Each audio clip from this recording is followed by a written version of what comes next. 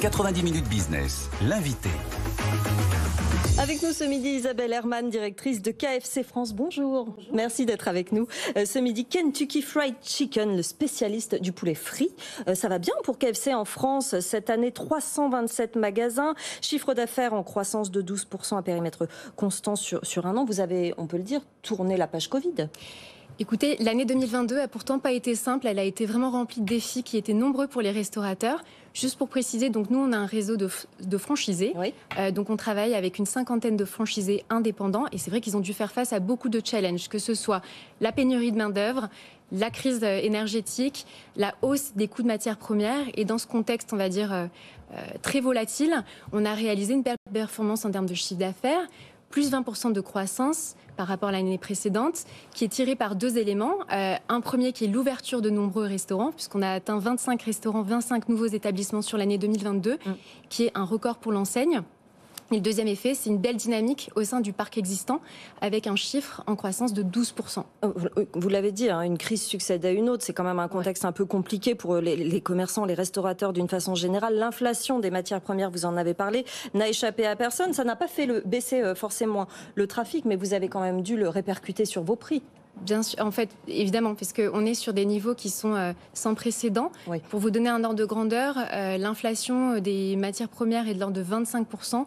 Néanmoins, on a décidé de ne répercuter qu'une partie dans les prix consommateurs, de l'ordre de 10%, parce que notre enjeu, c'est de rester attractif dans ce contexte où les consommateurs veulent, et notre rôle, c'est d'offrir des propositions accessibles en termes de prix. Et ça s'est opéré en parallèle d'une montée, on va dire, en puissance de notre approvisionnement français. Oui. Donc dans ce contexte, on n'a vraiment pas lâché le cap de booster l'approvisionnement français.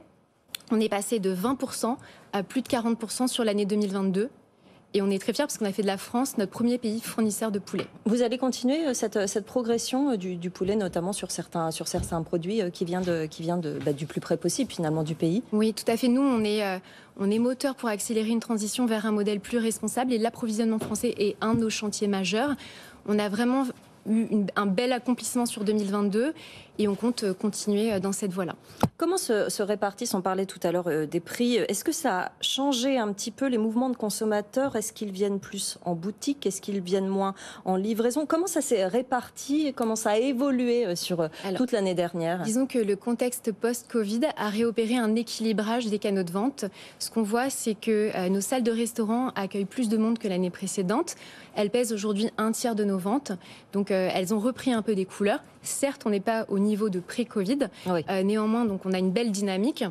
Et après, en termes de comportement de consommation, ce qu'on voit, c'est que des consommateurs arbitrent. Ils ne suivent pas forcément, ils ne prennent pas les mêmes produits qu'avant. Avec les hausses de prix, ils rééquilibrent un peu leurs achats, ils prennent un peu plus de produits entrée de gamme et suppriment un petit peu les produits complémentaires. Pierre a une question, Pierre Kupferman. Ça vous arrange d'une certaine façon le fait qu'il y ait moins de consommateurs qui viennent déguster leur repas en salle, sachant que de toute façon vous avez aujourd'hui peut-être des frais supplémentaires puisque vous n'avez plus le droit notamment aux emballages jetables pour déguster les produits. Alors nous, non, ça ne nous arrange pas. Nous, on a vraiment envie d'avoir plus de consommateurs qui viennent nous consommer dans nos canaux propres, que ce soit les salles, le drive ou la vente à emporter. Et on est là pour offrir des expériences. Donc ça ne nous arrange pas et on travaille justement pour rehausser l'expérience en restaurant. On fait partie effectivement d'un des gros chantiers qui est la vaisselle réutilisable, sur lequel on se met en ordre de marche pour accélérer notre déploiement sur les prochains mois. Voilà, vous allez rouvrir plein de nouveaux restaurants avec ce nouveau concept, ce nouvel accueil. C'est quand? C'est à partir d'avril? Alors on a un nouveau décor qui descend sur le mois d'avril, qui va amener plus de chaleur, on va dire, dans l'atmosphère du restaurant. Et ce concept va être déployé sur le reste de l'année. Il nous permettra aussi de mettre en place plus d'expérientiel, notamment le service à table. Alors j'ai juste envie de vous poser une question de contexte, parce que là le climat social est tendu depuis plusieurs jours. Est-ce que vous le sentez sur vos restaurants physiques dans les grandes villes? Est-ce que ça impacte votre chiffre, votre business sur des journées comme ça de manifestations, blocages, violences? Bien évidemment, les restaurants, notamment de centre-ville, sont affectés. Ouais.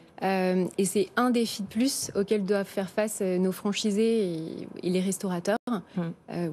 On l'a dit, hein, vous allez rouvrir une trentaine de restaurants sur l'année 2023. Comment on s'adresse à une nouvelle clientèle comme celle-là? Bon, évidemment, Kentucky Fried Chicken, ce sont notamment ce poulet frit, mais il n'y a pas que ça. Vous adressez à une clientèle jeune. Une partie de la clientèle jeune a du mal maintenant à manger de la viande. Vous avez commencé à répondre à cette clientèle. Est-ce que vous allez développer un petit peu plus cet aspect? Alors nous, notre rôle, c'est d'offrir des produits savoureux qui soient accessibles et qui répondent aux attentes des consommateurs. On s'adresse à une grande majorité de la population et on va diversifier aussi nos menus pour pouvoir répondre aux tendances de consommation.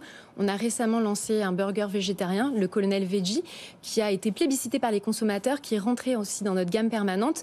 Et on continue d'innover pour pouvoir proposer des produits plus diversifiés aussi à notre clientèle. Je lisais que 1 sur 5, c'est exactement. Ça? Et végé, c'est fou quand même. Un Colonel Burger sur 5. Le Colonel Burger étant un peu notre produit phare et végétarien. Oui.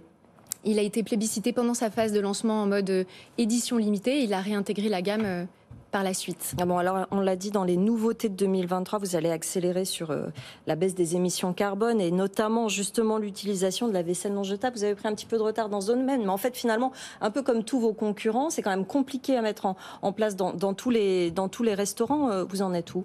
Alors déjà, je voulais rassurer sur le fait qu'on est mobilisé pour la mise en conformité avec la loi AGEC. On a travaillé sur le sujet déjà depuis 2 ans, mais on a été sujet à des grosses contraintes opérationnelles qu'on a expérimentées lors de nos phases tests en fait, qui ont lieu cet été. Et on a aussi des délais d'approvisionnement qui sont assez longs sur notre vaisselle, qu'on a fait le choix de produire avec un prestataire français qui produit en Europe. Mais on a des contenants assez atypiques qui sont volumineux, qui sont des buckets, et qu'on a dû vraiment concevoir sur mesure. Pierre? Est-ce que vous avez eu des problèmes de vol oui, vous aussi? Oui. Au même titre que nos concurrents, on a observé un taux de démarque de 15% sur les restaurants pilotes.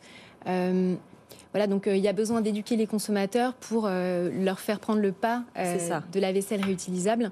Ça va se faire progressivement au cours de l'année. Et que ça rentre dans les habitudes. D'autres leviers sur lesquels vous voulez appuyer pour continuer ces réductions d'émissions carbone de vos restaurants, de vos livraisons chez KFC France? Alors il y a plusieurs leviers stratégiques. Un, effectivement, la réduction des emballages et la vaisselle réutilisable est un levier clé. Le deuxième, c'est la pérennisation et aussi l'accroissement de notre gamme de produits végétariens qui jouent un rôle clé.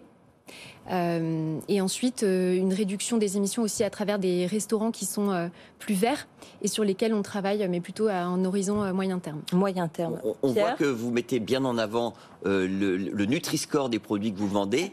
Est-ce que ça joue? Est-ce que le consommateur est particulièrement intéressé par des produits qui sont mieux notés au Nutri-Score que ceux qui sont en D ou en E? Si vous en avez, j'arrive pas à en voir en E, mais enfin bon, en D en tout cas. Je dois vous dire déjà qu'on l'a fait dans une démarche de transparence pour donner l'information aux consommateurs qui cherchaient l'information. Il n'y a pas de logique commerciale derrière.